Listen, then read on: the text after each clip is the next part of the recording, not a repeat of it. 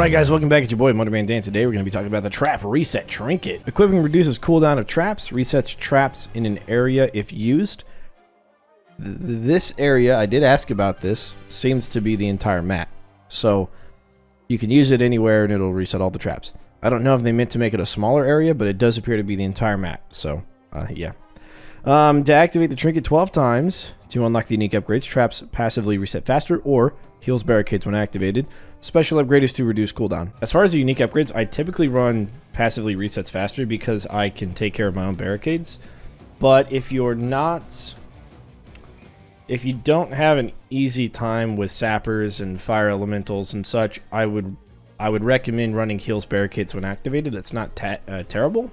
It's just that the trap reset trinket has such a long cooldown that it may not be worth it.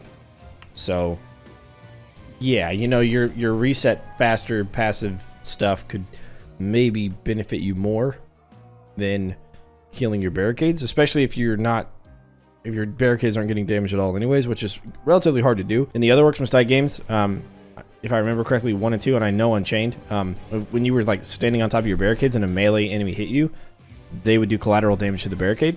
Also in Unchained, there was bosses that would target the barricades. There was fire ogres which would damage barricades as they walk next to them and stuff. But in this game, there's not as much of that. And everything that can damage your barricade is manageable. So with that, I would say probably passively reset faster, especially if you're going to go co-op. Passively reset faster is the way to go. Okay, before we jump into the game files, we do want to talk about a little bit. We have stuff on the wiki.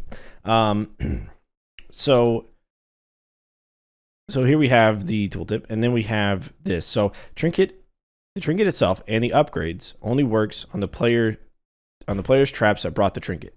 So if the passive reset faster default and the barricade heal only work for the person bringing the trinket. So player 1 has a trinket on heal barricade, and player 2 has a passive reset faster. If player 1 uses heal barricades, it does not heal player 2's barricades. And the 10% bonus cooldown does not affect player 1 because player 2 brought that. The active effect whenever you use the trap reset, where it immediately resets all traps, it does do all traps to include your partner's traps. The heals barricade does do 100% of the barricades, but again, only applies to the barricades that the player with the trinket placed themselves. The co-op partner placed barricades do not get healed. So that's something to know about it. All right, let's jump into the game files. So here we have the trap reset attribute. This is the trap reset modifier, taking it from 100% cooldown to 90% cooldown, reduce it by 10%. And this is just passively having it equipped. You don't have to have it on, like, selected in your hotbar, but you just have it on your character anywhere. And then if we look at the trinket protos, here we have the trap reset trinket. The active ability is 120 seconds, and it costs 6 skulls to unlock. And then we have our upgrade protos.